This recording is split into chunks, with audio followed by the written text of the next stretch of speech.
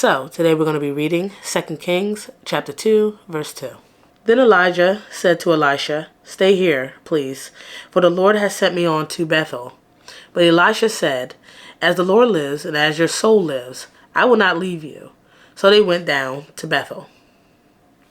Okay, so in the previous chapter 1 of 2 Kings, the Lord has already told Elijah that his time of departure is soon to come. He actually told Elijah that, go down to Bethel. That's where I'm going to come get you, and you're going to be with me.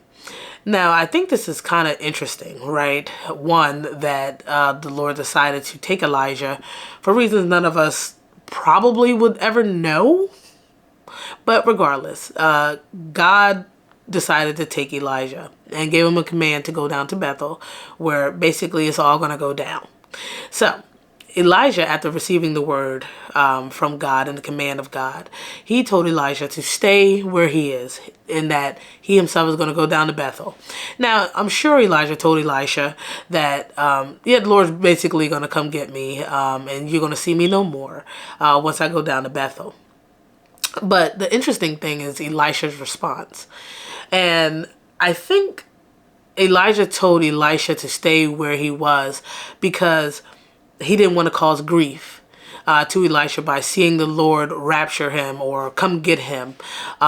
He didn't want Elisha to be kind of left being sorrowful and full of grief at not seeing his mentor or his friend any longer. But Elisha said something what I thought was quite interesting in light of that, probably knowing the full intent of why Elijah told him to stay in the location he was at. Elisha said, "As the Lord lives and as your soul lives." So basically, as far as the Lord lives, which he lives forever, and as your soul lives, even though that's temporary, the soul lives forever, he's going to go down to Bethel with him. This is also amazing. This shows a wonderful and beautiful connection between the mentor and mentee, as well as friends. Elisha did not want to leave Elijah under any circumstances. As long as Elijah had breath in his body, and as long as his soul was going to live, and as long as the Lord himself would live, Elijah was going to be there for Elijah's rapture.